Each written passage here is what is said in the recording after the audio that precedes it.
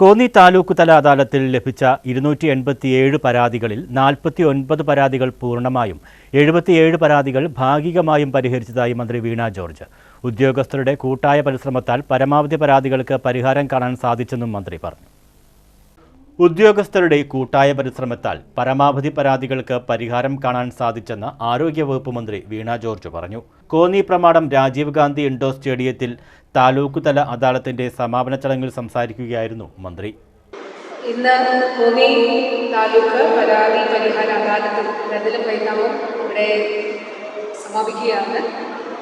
ഇന്ന് രാവിലെ കൃത്യം 10 മണിക്ക് ആരംഭിച്ചു.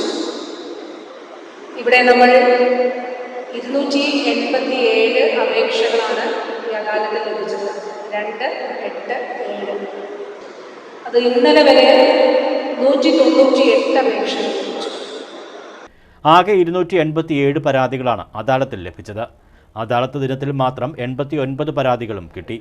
49 പരാതികൾ പൂർണ്ണമായും 77 പരാതികൾ ഭാഗികമായും പരിഹരിച്ചതായി മന്ത്രി അറിയിച്ചു. News bureau, Konni.